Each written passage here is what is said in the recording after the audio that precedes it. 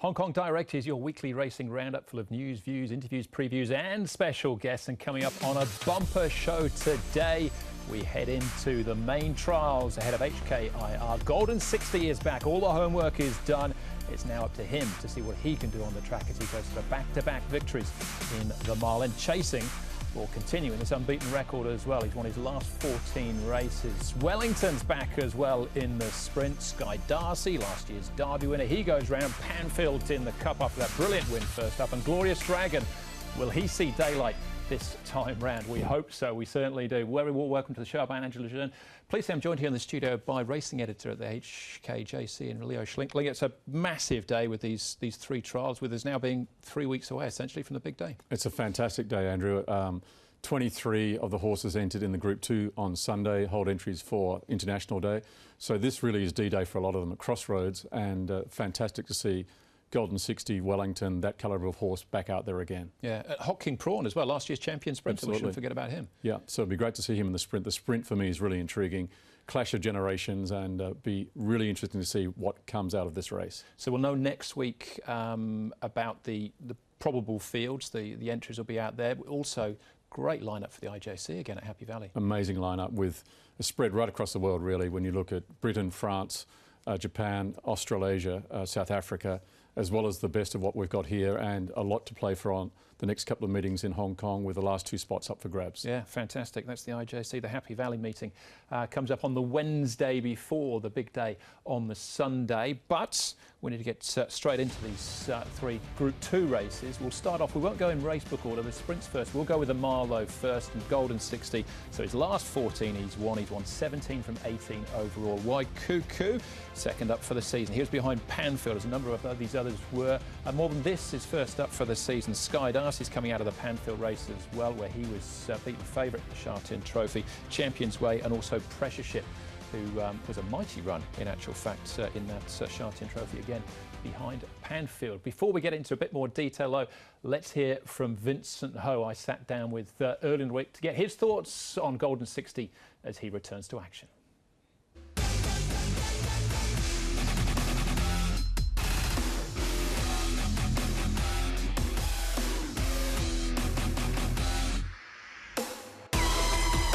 Golden 60, he swept away at the 100-metre mark from Southern Legend and Car Star. Bring on the internationals. He's ready. He's Golden 60.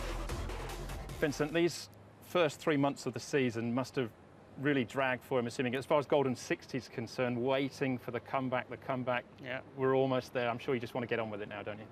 Yeah, can't wait, because, you know, last season we have started in September, and you know, a lot to look forward to early season, but this season we'll have to wait until the set weight races come. So have to wait a bit longer, but you know, for the horse it's good, because he had a proper break, and you know, he get to relax a bit and come back strong again. So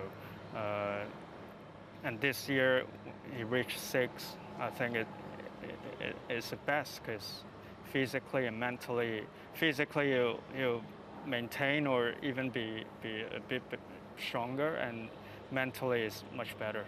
Golden 60, half a length. He wants to sit down. He wins. Golden 60 beat a very brave Car Star.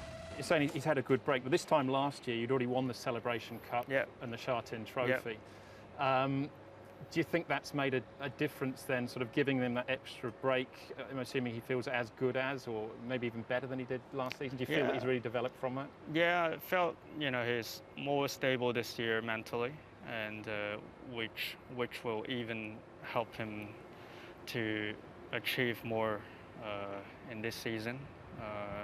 For the upcoming Group 1s and all that, and yeah, I think physically it felt great. He's out by 3, Golden 60. Southern Legend runs on. This equine wrecking ball has demolished another field. Golden 60 beats Southern Legend. As far as his winning streak is concerned, is it something, probably not helped by the fact that people like me keep asking you questions about how long it can keep going? So he's on 14. So he's on 14 straights. Yeah. He's won 17 in total. Yeah. So the joint record is Beauty Generation and Silent Witness in 18 races in total. Silent Witness is 17 straight. Is it something you just completely put to one side, and if it happens, it happens, it's a byproduct? Is it something that you not focus on, but it's something that sharpens your mind, think that every race really counts? I never really think about the records. Like if you remind me, okay, oh, okay, that's a record. You know, sometimes when people just ask me on the street, and if I want to talk about a record, I can't really tell them exact numbers. But you know, and as an athlete, if you always put a record in mind, or that's, you know, you put pressure on yourself, and you have to focus on each race. When it's done, it's done. You start from zero. So, you know, each race is new, it's different. So you have to look in this way, and you don't put pressure on yourself because everything starts from zero. Watching you and how you behave with Golden 16, even without him as well, from the outside looking in, you're very cool, you're very calm, you're very collected, but does the adrenaline it must get pumping on the big days still? When I'm on him, I'm really calm. But before that, I'm really excited. Like, I want to be there as soon as possible. I'm excited for it to come. But when I'm on him, we know what to do. We know what we have to do, and yeah, just go with him. Yeah, just block all the other noise. Everything else is gone. Yeah, because when everything is distraction except except him. So except us. So yeah, just a 100% focus basically. Well, it's worked so far, but the anticipation just about over, Leo. It'd be great to see him back on the weekend. It will be, and really encouraged by the fact they're talking about that mental development and maturity of the horse. His track work has been excellent this week, and also his trials. He's looked in really sparkling form, so no wonder Vincent's excited to be back on him, and it's great to have him back as well. Potential stumbling blocks for him. It's a small field, but a slow pace shouldn't hurt him at all. I mean, some of those races last year he was swinging very wide. He's just got such a good turn of foot. He's not going to try and ride him for luck anyway, is he? I think the advantage for him here is barrier 7. He can sit out the back, Vincent, and just pick his time and pick his path, and I think that's going to really play to his winning chances, which are obviously huge. Back end of last season, his last 3 races, the winning margins were ahead, a short head and ahead. Then that's not the sort of the distances of something that's unbeatable, is it? But maybe it was at the end of the season. Maybe that might have taken its toll. It could well have done. I just think that he's now come back even better. They're talking about how he has evolved as a horse, and I think on Sunday we'll get a really good insight into how well he's going. And I think based on trials and track work, he's in the best form ever. So this is set weights and penalties. So Waikuku carries the same weight as a Group 1 winner, and he's a genuine Group 1 horse, I think, on his day. But they seem to be few and far between now. They do. Jeune is upbeat about his chances, thinks that he'll improve from this run and even further into International Day. I think everything just points to Golden 60 being dominant, but you've got to respect the Group 1 horses in the race. Yeah, definitely. I mean, Waikuku, you know, he was butting heads with Beauty Generation at his best, wasn't he? So he's certainly no slouch. Southern Legends got close in the past. The old boy always runs his race. More than this, first up. He's a bit of an enigma. He is, and you look at what he did against Golden 60 in the past and made it very interesting. You just never know what to expect with him, you're right. He's an enigma. All right, so he's sort of a question mark against him. Sky Darcy, interesting as last year's Derby winner, and probably had excuses on his last 2 starts. Absolutely. I think Sky Darcy can be the testing material. And obviously with a Hong Kong Derby winner, he's got the quality as well.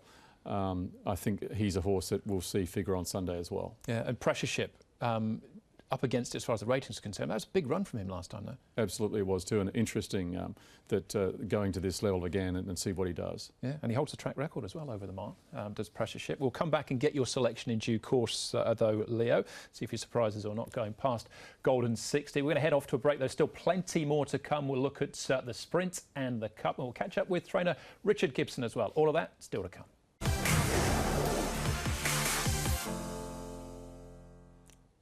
Welcome back to a special Hong Kong Direct this week as we're looking ahead in the company of Leo Schlink, the racing editor of the Hong Kong Jockey Club, to the trial day on Sunday at Sha Tin. 3 Group 2s. We're looking at the sprint now over the 1,200 metres. The field is headed by last year's winner, in actual fact, last season's champion sprinter in Hot King Prawn. Wellington returns to action as well. Last year's Chairman Sprint Prize winner Skyfield, much better off at the weights off his beating of Lucky Patch last time out. The number coming out of that race. Also Stronger, who finished in 3rd. Super Wealthy, who finished 2nd in that race. Courier Wonder, who tasted defeat for the first time behind Lucky Patch last time out. And Naboo Attack got no luck on his last start. Zach Purton will ride him from barrier number 9. Well, before we dive into the race in a little bit more detail and get Leo's thoughts as well, very pleased to say we're joined on the line by Wellington's trainer in Richard Gibson. Richard, thanks for your time, and I'm sure, like the rest of us, you're excited just to see him back on the track. Of course, the last time we saw him was that brilliant win in the Chairman's Trophy at the back end of last season. Yeah, absolutely. You know, it's a long, 7 months is a long time out of a racing career, and we're really looking forward to having him back on the track and see what he can do. I'm assuming then that the problem, the idea was, I thought, to run him in the Premier Bowl first up. Whatever the problem was there, it wasn't too serious. Does that change your approach though, heading into this weekend? Have you had to mix the training up a little bit? Well, I think I described it as a niggle at the time. It got quite sort of complicated issues, but we're happy where we're at now. We had a sort of interrupted early preparation, but he's really starting to fire now, and looking forward to seeing him on the track. And as far as his trials and his track work are concerned, he's looked very strong in all that. So he's answered all of your questions so far. Yeah, absolutely. Horse first up after 7 months is always a question mark against horses which have run recently. But we're happy where we're at the moment. And I think whatever happens on Sunday, I think he'll improve 3 weeks later. Yeah, so that's obviously the end game, or is at this point of time anyway, HKR, the sprint on International Day, 3 weeks away. But you'd be more than hopeful, I'm assuming, of a prominent display this weekend. Yeah, looking forward to the race. We're obviously up against the sprinter of the year, Hot King Prawn. So that's going to be a big challenge. And, we're running up against these fit youngsters who are trying to make a name for themselves. And I know, without looking too far down the track, one step at a time sort of thing, but the sprinting program here in Hong Kong sort of picks itself to a certain extent. Have you thought about what might happen later on in this season? Any possible international targets? Wellington's, we've had quite a sort of interrupted career with him, so I never look too far ahead with Wellington, and we'll just kind of take one race as one race at a time, really. All right, well, that next race is on Sunday in the Jockey Club Sprint. Best of luck with that, Richard. We'll look forward to see what he can do. And Thanks, then Andrew. Essentially back in December as well. Yeah, excellent. Much looking forward to the challenge ahead. So Wellington back, Leo, great to have him back as well. And as Richard's saying, race by race with him. But I think, my own personal opinion, he is a genuine Group 1 horse in the making. Absolutely. Well, he's already got a Group 1, hasn't he, to his name? Absolutely. But on International Day, I think he's one of our biggest challenges. He's going to be one of the real contenders, and we know he flies first up. He's got 6 wins over 1,200 metres. He's the quality horse in the race, along with Hot King Prawn. Fascinating look at the clash of generations here with Courier Wonder and those types of horses coming through, but it's really good to see Wellington back. Yeah, and just 5 as well. He's relatively light race, I suppose. 10 starts, and he's won 7 of them. Hot King Prawn, though, we can't rule the champion out, can we? The returning champion sprint from last year, and he won this race as well last year. He did, and he's a horse who also flies first up, and we know he's in a great stable. Quality horse, can't be ignored, and again, he's going to be the testing material for this younger generation. Big opportunity for Wagner Borges as well. If were he to win, then potentially keeps the ride on international. That'd be huge for him. The Premier Bowl, though, is the key form race coming into this race of what we've seen so far, with Lucky Patch winning. Can he hold off the horses that were behind him again last time? I'm not sure. I think that this is obviously a huge test for him, and Zach Purton takes a ride on Naboo Attack, which for me was a telling move. Yeah. Skyfield as well, a horse like him, he's 11 pounds better off at the weights coming out of handicap company. That's certainly got to be a plus in his favour. Capable of devastating sectionals as well, and I think if Blake can put him to sleep, gets a nice run in transit and then lets him unload, he could be very interesting at the finish. Yeah, just back actually to Naboo Attack while I think about it. You'd imagine after his last 2 starts when he's been unlucky and running tied up on the inside, they're just going to try and take luck out of the equation here, pull him wide and just let him rip, won't they? I think that inside runs for Nabu Attack just doesn't work. So I think that they'll be looking for the big ground out wide, and he can fly home and do his usual thing. Okay, well again, we'll just hold off your final selection there as far as the sprint is concerned in a moment or so, as we move on now to the Cup, the final race as far as the trials are concerned, which is race number 8 with Panfield, who was brilliant first up in the Oriental Watch Sha Tin Trophy. That was over a mile, now up to the 2,000 metres, beating a few of these horses last time as well. Carrying Star's interesting up in trip. Columbus County was 4th to Panfield, and then down the field in the Ladies' Purse last time out. Glorious Dragon, no luck at all on his last 2 starts. Russian Emperor, Savvy 9 coming up in class, and Reliable Team, who we assume will roll forward from barrier number 2. He was a huge run himself in the Ladies' Purse, only beaten a neck by Tourbillon Diamond into 3rd place. Before, though, we have a look at those in a little bit more detail. Mark McNamara has picked out one horse he thinks could be a key runner on Sunday. Thank you, Andrew. Our race in focus is the Jockey Club Cup. It's the Group 2 over the 2,000 metres, and is a lead-up race, of course, to the Cup or the Vars on HKIR Day. And this horse, which we're going to look at closer now, Panfield, has a nomination for both. He's trained by Tony Millard. He's been a real find. Off a rating of 119, and by the sire Looking at Lucky, he's one of just 4 Looking at Luckies to have ever raced in Hong Kong. His racing name in Chile was Look Pen. He won 3 consecutive Group 1s over the 1,700 metres up to the 2,400 metres prior to arriving. His first win was a Class 2. He then did this. This is the Standard Chartered Champions Enchater, and this is a race where he rolled exalted.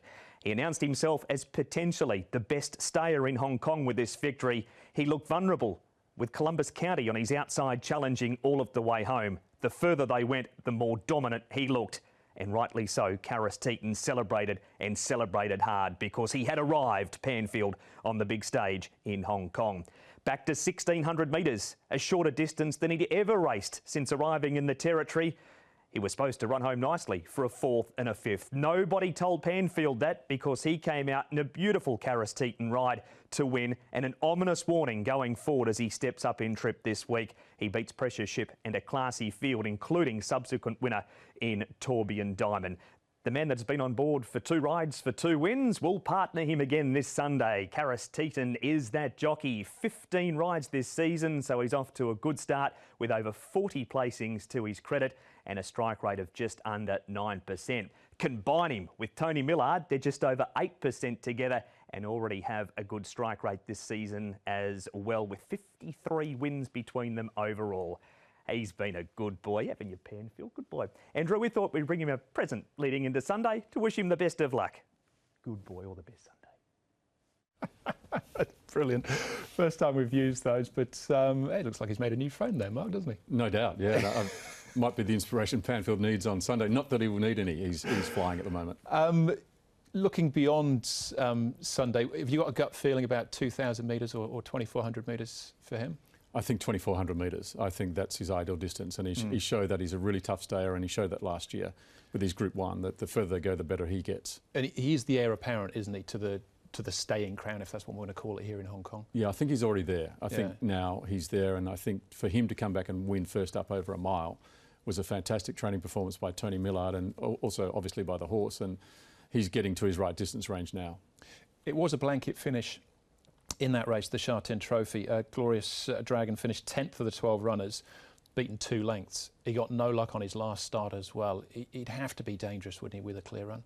If he can get a clear run, that's going to be the thing, and just hope Zach can find it this time for connections, because he's simply had no luck at all. Yeah, OK. Well, he's trained by Francis Lloyd, so we can hear from Francis and get his thoughts heading into the weekend. Francis, Glorious Dragon going around in the Cup. Geez, had no luck his last 2.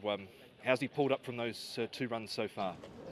He's okay. Yeah, as you said, he just bad luck in the last 2 runs. Yeah. Has his work been good since then? Yeah, he keep his form. What was sort of going through your mind in those last couple of runs when he just hasn't been able to get out?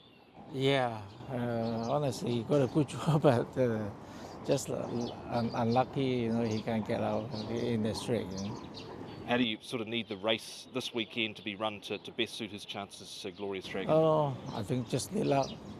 Yeah, his form is good, and everything is fine. He also got a good draw this time. Yeah. All right, says Francis Lowe, with an outside sort of chance, well, more than an outside chance for Golden 60, lucky patch in the sprint and Glorious Dragon in the Cup. Could be a big day for him. Could be a huge day for Francis, and he's doing well this year already. And yeah, Glorious Dragon certainly deserves a change of fortune. Absolutely. What about Russian Emperor? I'm guilty a little bit with this horse of... I thought he was a very good horse when he first arrived, and I've sort of stuck to that. But Douglas White's been quite bullish this week about his chances heading into the weekend. I think third up, fourth up is when Douglas has done a study and understands the horse obviously very well and believes that this is when he shows his best form. And Blake Shin, barrier 1, he gets the chance to do that. And I'm with you, Andrew. I think he's a high-quality horse. I think it's only a matter of time, and Douglas is working towards that. Because he does have that element of quality about him that he brought from overseas. And in terms of the field, with the greatest respect to a few of these, you know, being competitive on International Day, Russian Emperor, for me, still has that little bit of X factor. He showed that overseas and has done it here with his Derby placing as well. And I think for me that he's the hardest for Panfield to beat on Sunday. Does have 2 in the race, Savvy 9, and he had a 100-to-1 winner midweek, didn't he, Douglas, at Happy Valley? So we won't completely rule out the stablemate completely there. OK, so that's the Cup. All right, well, let's go back to the top. We'll go through it race by race. We'll do it in race card order. Your selections then, Leo, starting off with the sprint first. Courier Wonder, I think it's his chance to shine. I think that he gets in the race really well. Unlucky last start, he can atone here. A Golden 60, very hard to oppose, isn't he? He is. I think every way you look at it, his record over the trip, his trial form, everything points to the obvious, and we know that racing is full of surprises. I don't think we'll see one here. And Panfield, do you think he takes another step along the way to glory? Out to an even more suitable trip, and I think that Tony Millard and Karis Teeton get another winner together. All right, there you go. There's Leo's selections for the 3 feature races over the weekend. As far as the next few weeks are concerned for us, well, of course, it's Jockey Club Trial Day on Sunday, back to Happy Valley on Wednesday night, and then the Chevalier Cup a week on Sunday, which we just put it a couple of weeks away from the big one, back at Sha Tin, the second Sunday in December. Well, Leo, thanks for your company as always, and we'll look out for the big announcement Wednesday. Then we should know the probable fields for International Day. Yeah, the selection should be complete by Wednesday, and on Wednesday night we will know the identity of the last 2 riders in the IJC. Brilliant. All right. Well, thanks for that, and thanks for your company as well. We're going to leave you this week with Golden 60 in last year's mile, winning as a 1.1 favourite. Let's find out again on Sunday if history can repeat. That's the show. Thanks for watching. We'll see you again then on the weekend. We'll bring all the action from Hong Kong direct to you. 400 to go. Ka-Ying Star's been rated perfectly. Pace is on now. He's a length on Southern Legend. Golden 60. He descends down the centre. He went past Mighty Giant. Ka-Ying Star, Southern Legend. Joined, passed by Golden 60. Then came Mighty Giant. Golden 60. He swept away at the 100-metre mark from Southern Legend and Ka-Ying Star. Bring on the internationals. He's ready. He's Golden 60. He beat Ka-Ying Star and Southern Legend.